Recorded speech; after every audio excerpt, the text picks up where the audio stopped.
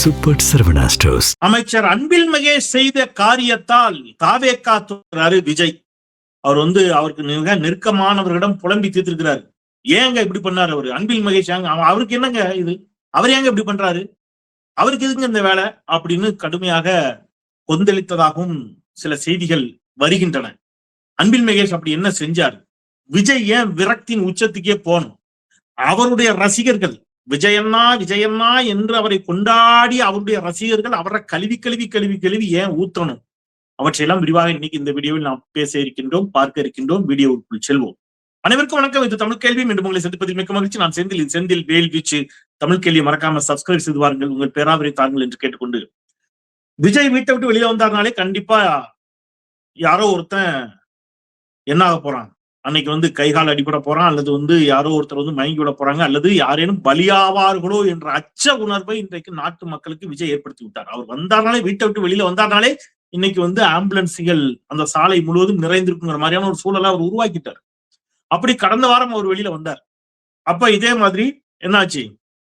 இளைஞர்கள், அவர் பின்னாடி பைக்ல போன இளைஞர்கள், ஒரு இளைஞன் தஞ்சாவூர், அவர் போகும்போது அந்த இளைஞன், அவங்க அப்பா ஒரு பால் வியாபாரி, பாவம் கஷ்டப்பட்டு பிள்ளைகளை ஆளாக்கி படிக்க வச்சு அந்த தகப்பன் தன் பிள்ளை கல்லூரிக்கு போயிருக்கான்னு நினைச்சிட்டு இருக்கும்போது அவன் வண்டிக்கு பின்னாடி போய் விழுந்து அவனுக்கு தலையில அடிபட்டு ரத்த கசிவு ஏற்பட்டு அவன் மருத்துவமனையில் தீவிர சிகிச்சை பிரிவில் இருக்கிறாங்கிறது நமக்கு எல்லோரும் தெரியும். இப்ப அப்படி இந்த விஜயை பார்க்க போய், விஜய்க்காக அடிபட்ட அந்த இளைஞனை போய் விஜய் பார்க்க வேண்டாம், விஜய் போய் பார்க்கணும்னு கூட இல்ல. நியாயமா பார்த்தா விஜய் போய் பார்க்கணும். நான் சொல்றது, விஜய் ஒரு எல்லாருக்கும் அப்பாற்பட்ட சக்தி அல்லவா? அவரு உலகத்திலேயே இதுவரைக்கும் இல்லாத ஒரு அபாரமான ஒரு மனிதராகத்தானே அவரை பின்தொடரக்கூடிய தற்குறி கூட்டம் என்னமோ நம்பிக்கிட்டு இருக்கு. அவரு நம்மள மாதிரி ஒரு மனுஷன் என்னைக்கு நினைக்கிறானோ அன்னைக்கு எல்லாம் சரியாயிடும். அதை தாண்டி நினைக்கிறதுனால வர்ற சிக்கல். அப்ப விஜய் போய் பார்க்க வேண்டாம்னு கூட வச்சுப்போம். ஒரு உதாரணத்துக்கு நியாயமா பார்த்தா அவர் போய் பார்க்கணும். திருப்பி சொல்றேன். சரி, இந்த ஆதவர்ஜி நாங்க போய் பார்த்திருக்கலாம், பார்க்கல. புஷி ஆனந்த் போய் பார்த்திருக்கலாம், பார்க்கல. அந்த கட்சியில அடுத்த கட்ட தலைவர்கள் யாருமே இல்லையா? யாருமே போய் பார்க்கல. என்ன யாதுன்னு அந்த அப்பாட்ட தகப்பன் ஒரு போன் பண்ணி விசாரிச்சு அவங்க மருத்துவ செலவை ஏதாவது ஏத்துக்கிறோம்? கிடையாது. அந்த தந்தை கண்ணீர் விட்டு கதறுகிறார். இப்ப அந்த மாவட்டத்தை சேர்ந்தவர், அந்த பகுதியை சேர்ந்தவர் அங்க ஒரு ஒரு பிள்ளைகளுடைய கல்வி, அதை பற்றி கனவு கண்டு கொண்டிருக்கக்கூடிய, பிள்ளைகளுடைய கல்வி மேம்பட வேண்டும் என்று தொடர்ந்து சிந்தித்துக் கொண்டிருக்கக்கூடிய நம்முடைய அன்பில் மகேஷ் கல்வி அமைச்சர் அந்த பையனை போய் பாக்குறாரு. அவங்க குடும்பத்துல ஆறுதல் சொல்லிவிட்டு, நீங்க கவலைப்படாதீங்க, பையன் மீண்டு வருவான்னு சொல்லிட்டு, வேறு சிகிச்சைகள், இன்னும் அவனுக்கு தேவையான அனைத்து சிகிச்சைகளுக்கான பணம் செலவு, பொருளாதார செலவு பத்தி ஒரி பண்ணாதீங்க, அதெல்லாம் நாங்க பாத்துக்கிறோம். எதுக்கு? ஒரு ஓட்டுக்காக போறாங்க? ஒரு ஓட்டாவா பார்த்தாங்க அந்த பையனை? அந்த பையன் குணமாகி சீக்கிரம் வெளியில வரணும். வெளியில ஒருவேளை அவன் தாவேகாவுக்கு கூட வாக்களிக்கலாம், மாற்று கருத்து இல்ல, அது அவனுடைய உரிமை. இங்க ஓட்டு கேட்கறதே அல்ல, அது பேசுறதே அருவருப்பான்னு நினைக்கிறேன், அது விட்டுருங்க. ஆனா ஒரு உயிர், தகப்பனுடைய வலி, அதை புரிஞ்சு அங்க போய் நிக்கிறாங்க. இதத்தான் அவர் சொன்னாரு. படிச்சு சொன்னேனடா அப்படின்னு அன்பில் மகேஷ் எங்க பேசினாரு? கரூர்ல சொன்னாரு. படிச்சு சொன்னோம்டா, ரூல்ஸை ஃபாலோ பண்ணுங்கன்னு. கேட்டீங்களா? கண்ணுல கண்ணீர் வச்சுட்டாரு. அவரை நல்லா அறிந்தவனாக, உணர்ந்தவனாக, பல முறை அவர் இந்த பிள்ளைகளோடு அவ்வளவு அன்போடு மாணவ மாணவிகளோடு பேசுவதை நேரில் பார்த்தவனாக சொல்கிறேன்.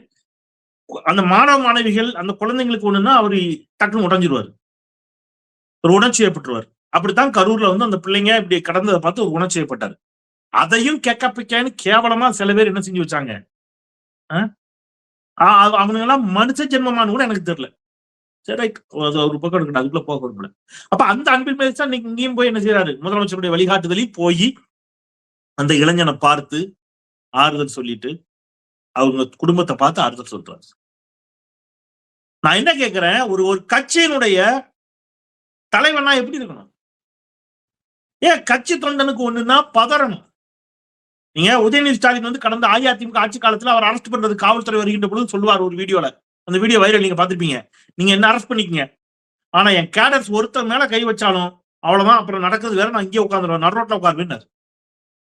அதுதான் லீடர்ஷிப். தன் தலைவனுக்கு, தன் தொண்டனுக்கு ஒண்ணுன்னா, தலைவனுக்கு ஒண்ணுன்னா தொண்டன் துடிக்கிறது மட்டுமல்ல, தொண்டனுக்கு ஒண்ணுனாலும் தலைவர்கள் என்ன செய்யணும்? துடிப்பார்கள், பார்ப்பாங்க, வருவாங்க, என்னாச்சு ஏதாச்சு என்னப்பா ஒண்ணு கேட்பாங்க. அட்லீஸ்ட் போன்லயாவது கேட்பாங்க, என்ன ஆச்சு ஐயா, நல்லா இருக்கீங்களா, கவலைப்படாதீங்க, இந்த இயக்கம் இருக்கிறது அப்படின்னு சொல்லுவாங்க. இன்னைக்கு இந்த 200 ரூபாய் ஊப்பின்னு எல்லாரும் கிண்டல் பண்றானே, அது கூட இப்ப வீடியோ எல்லாம் வந்துகிட்டு இருக்கீங்க, பாத்திருப்பீங்க. இந்த 200 ரூபாங்கிறது கூட விசா காலகட்டத்துல கைது செய்யப்பட்டு கட்சி தோழர்கள் சிறைச்சாலைக்கு போய் விடுகிறார்கள். அவங்க குடும்பத்துக்கு என்ன பண்றது? அன்னைக்கு காலகட்டத்துக்கு 200 ரூபாங்கிறது ஒரு பெரிய தொகை. பெரிய தொகை மீன்ஸ் அட்லீஸ்ட், ஏன்னா அதை வச்சு சொத்து பொத்து வாங்க முடியுமான்னு கேட்கக்கூடாது. அந்த குடும்பம் வறுமையில் இல்லாம, பசிப்பட்டினி இல்லாம என்ன செய்ய முடியும், இருக்க முடியும். அப்ப கட்சி தலைமை ஒவ்வொருத்தருக்கும் என்ன செய்யுது, 200 ரூபாய் அன்னைக்கு அனுப்புது. அப்ப தான் கட்சி உச்சத்தில் இருந்தேன், கோடிக்கணக்கில் சம்பாதித்தேன், அதை விட்டு விட்டு வந்தேன் என்று பீத்துவதல்ல பெருமை. தான் கட்சி தொண்டனுடைய கண்ணீரின் பொழுது, சக இன்ப துன்பங்களின் போது அவனோடு இருக்கணும் இல்லையா? விஜய் இருக்கிறாரா? இப்ப இந்த கட்சி ஆரம்பிச்சு இவ்வளவு நாள் ஆச்சு, நீங்க நல்லா யோசிச்சு பாருங்க. இந்த கட்சி ஆரம்பிச்சு இத்தனை நாள்ல விஜய் கட்சி தொண்டர்கள் வீட்டுக்கு யார் வீட்டுக்கு அளவுக்காவது போயிருப்பாரா? இப்ப நடிகை கீர்த்தி சுரேஷ் அவர்களுடைய திருமணம் விஜய் நேர்ல போய் வாழ்த்துறாரு. நான் அதை குறையா சொல்லல, தப்பு இல்லை. உங்கள் துறை சார்ந்த ஒரு சகோதரியினுடைய திருமணம், நீங்க நேர்ல போறீங்க. நான் சகோதரின்னு சொல்றது நான் சகோதரியா பாக்குறேன், அந்த அடிப்படையில சொல்றேன்.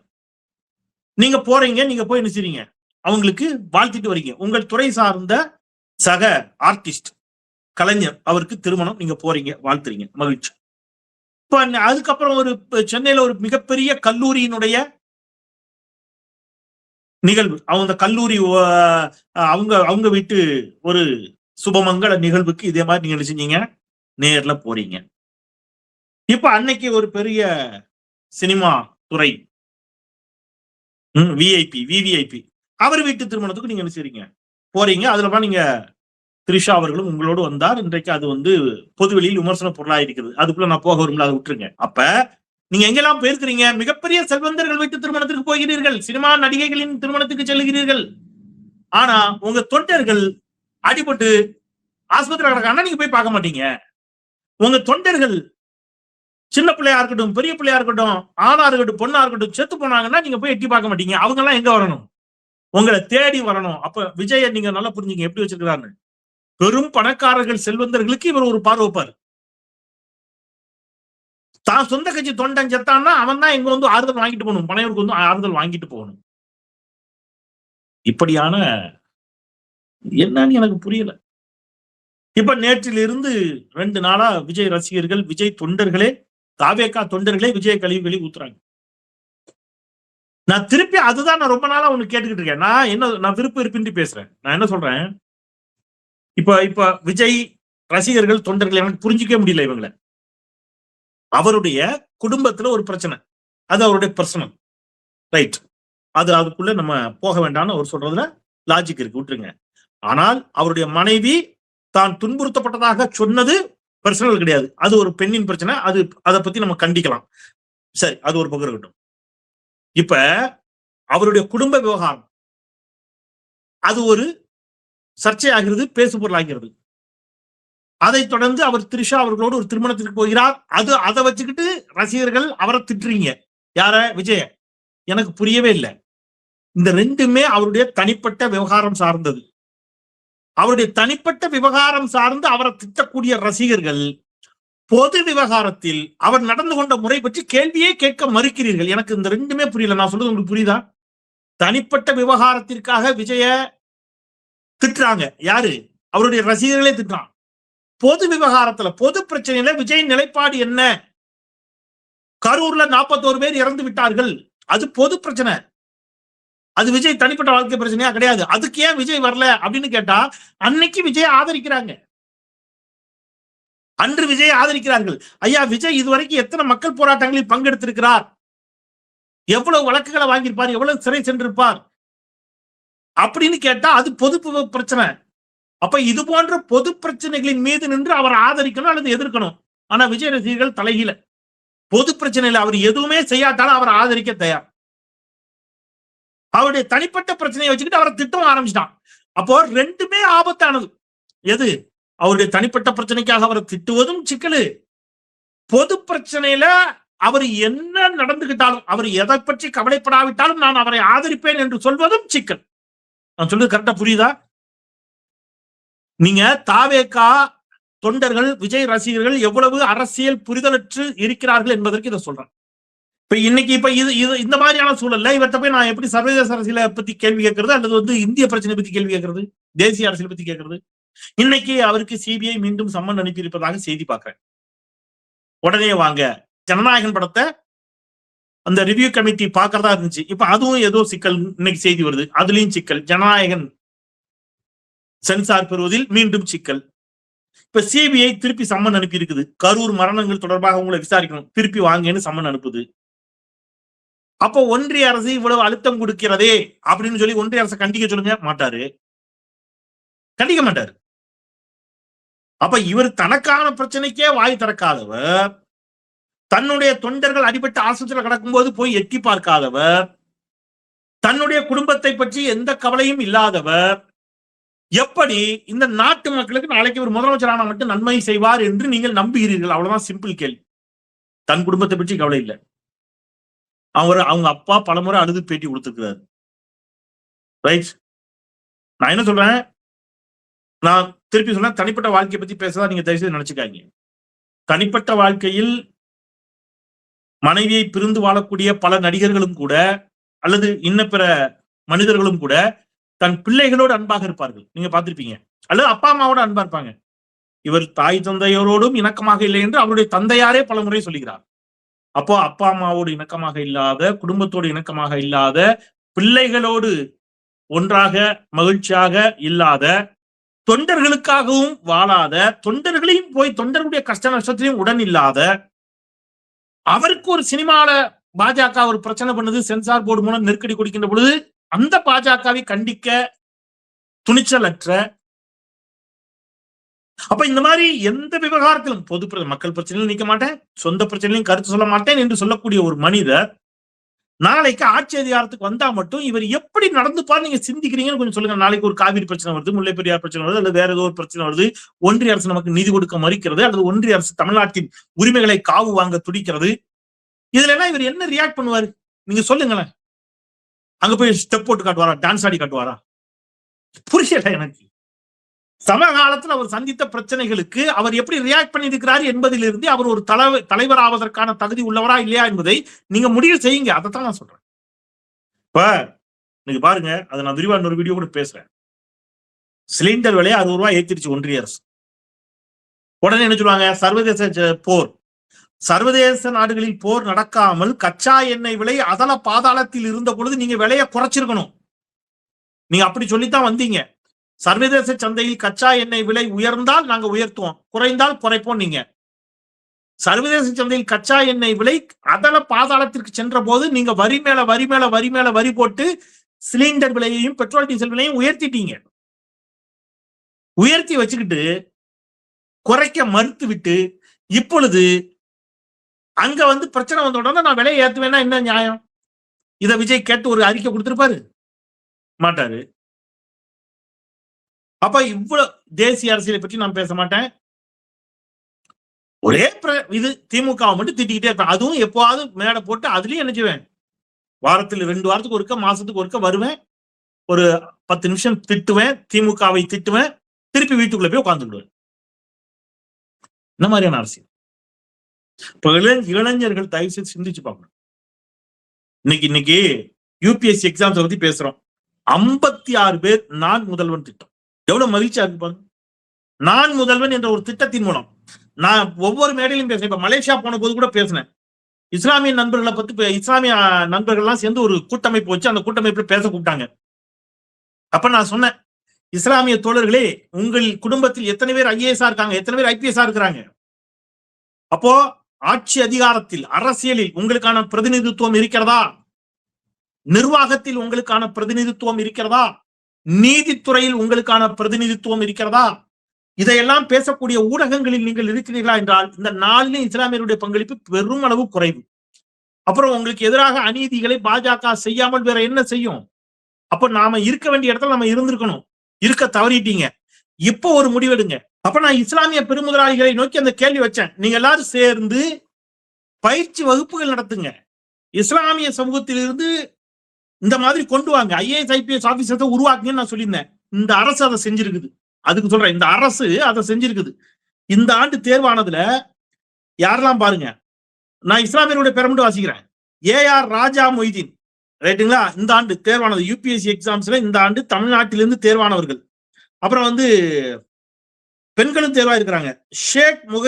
ஷேக் முகமதீன் அபுஷுதீன், சகிதா பேகம், ஒரு இஸ்லாமிய தங்கை சகிதா பேகம், இந்திய அளவுல 411வது ரேங்க். ஷேக் முகமதீன் அபிசுதீன் இந்திய அளவுல 485வது ரேங்க். ராஜா மொய்தீன் இந்திய அளவுல 7வது ரேங்க். அப்போ இது இல்லாம நிறைய மற்ற சகோதரிகளும் இருக்கிறாங்க, சகோதர சகோதரிகளும் இருக்கிறாங்க. ஏன் இதை நான் சொல்றேன்னா, இன்னைக்கு ஒரு அரசு இந்த அளவிற்கு இளைஞர்களுக்கு, தமிழ்நாட்டில இருந்து இளைஞர்கள் UPSC எக்ஸாம்ஸ் கிளியர் பண்ணுங்க, IAS ஆகுங்க, IPS ஆகுங்க, வெளிநாடுகளுக்கு போய் படிங்க, நான் முதல்வன் திட்டம் தர்றோம், தமிழ் புதல்வன் திட்டம் தர்றோம், புதுமை பெண் திட்டம் தர்றோம், காலை உணவு தர்றோம் இல்லையா, உயர்வுக்கு படி என்ற திட்டத்தின் மூலம் மட்டும் அத்தனை மாணவர்களை மேற்படிப்பு கொண்டு போயிருக்கிறாங்க. அம்பேத்கர் அயலக கல்வி உதவித்தொகை திட்டம், 300க்கும் மேற்பட்ட பட்டியல் சமூக மாணவர்கள் உலகின் பன்னாடுகளில் மிகப்பெரிய பல்கலைக்கழகங்களில் பயில்கிறார்கள். இப்படி இளைஞர்களை அடுத்த கட்டத்திற்கு நகர்த்தி செல்வதற்கு ஒரு முதலமைச்சர் சிந்தித்துக் கொண்டிருக்கிறார், ஒரு பள்ளி கல்வித்துறை அமைச்சர் அதற்காக களத்தில் நிற்கிறார், ஒரு உயர்கல்வித்துறை அமைச்சர் அதற்காக களத்தில் நிற்கிறார்னு சொன்னா அதெல்லாம் கிடையாது. நாங்க விஜய் பின்னாடிதான் ஓடுவோம் அப்படின்னு இளைஞர் கூட்டம் தயவு செய்து என்ன கூடாது. இன்னைக்கு யாரு வந்து நிக்கிறா? இன்னைக்கு களத்திற்கு அன்பில் மகேஷ் வந்து விட்டார். விஜய் எங்க? அதை இளைஞர்கள் சிந்தித்து பார்க்க வேண்டும் தயவு கூர்ந்து. எனவே நீங்க வாக்களிப்பதெல்லாம் உங்க உரிமைங்க, அதை விட்டுருங்க. அதுக்குள்ளேயே நான் பேச விரும்புறேன். ஒரு நல்ல அரசியலை செய்யுங்க. விஜய், நான் திருப்பி திருப்பி சொல்றேன், விஜய் அரசியலுக்கு வரக்கூடாது நான் பேசுனதே கிடையாது, என்னைக்குமே பேசுனது கிடையாது. விஜய் தன்னுடைய திரை பிம்பத்தை விட்டுட்டு ரோட்டுக்கு வரட்டுங்கிறேன். சாமானிய மக்களோடு மக்களா கலந்து நீங்க அந்த கல்ட்டுன்னு கட்டி வச்சிருக்கீங்களா, அது இருக்கக்கூடாது. அரசியல் லீடர்னா யாரு? களத்துக்கு வாங்க. இது மோடி பண்ண வேலை. மோடி தான், நீங்க மோடி பத்திரிகையாளர் செஞ்சு பாத்துருக்கீங்க.